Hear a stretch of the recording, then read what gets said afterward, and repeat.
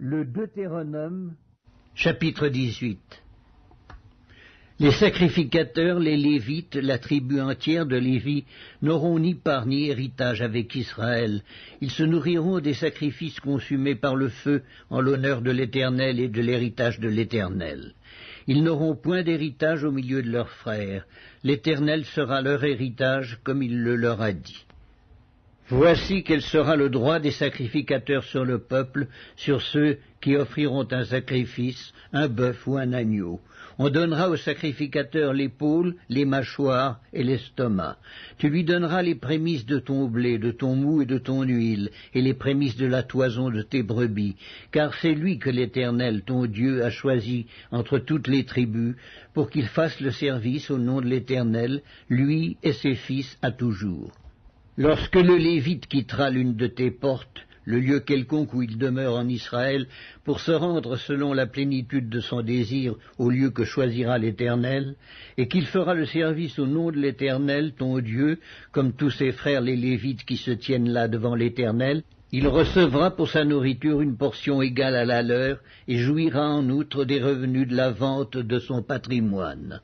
Lorsque tu seras entré dans le pays que l'Éternel ton Dieu te donne, tu n'apprendras point à imiter les abominations de ces nations-là. Qu'on ne trouve chez toi personne qui fasse passer son fils ou sa fille par le feu, personne qui exerce le métier de devin, d'astrologue, d'augure, de magicien, d'enchanteur, personne qui consulte ceux qui évoquent les esprits ou disent la bonne aventure, personne qui interroge les morts, car quiconque fait ces choses est en abomination à l'Éternel, et c'est à cause de ces abominations que l'Éternel ton Dieu va chasser ces nations devant toi.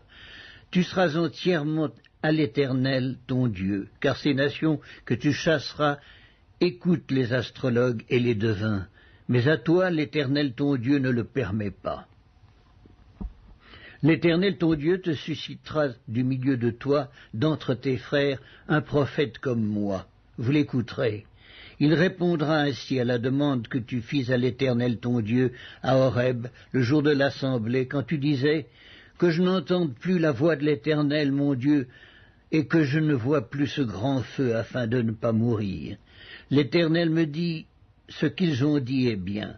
Je leur susciterai du milieu de leurs frères un prophète comme toi. Je mettrai mes paroles dans sa bouche, et il leur dira tout ce que je lui commanderai.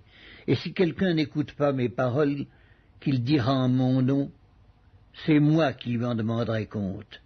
Mais le prophète qui aura l'audace de dire en mon nom une parole que je ne lui aurais point commandé de dire, ou qui parlera au nom d'autres dieux, ce prophète-là sera puni de mort. Peut-être diras-tu dans ton cœur, comment connaîtrons-nous la parole que l'Éternel n'aura point dite? Quand ce que dira le prophète n'aura pas lieu et n'arrivera pas, ce sera une parole que l'Éternel n'aura point dite. C'est par audace que le prophète l'aura dite. N'aie pas peur de lui.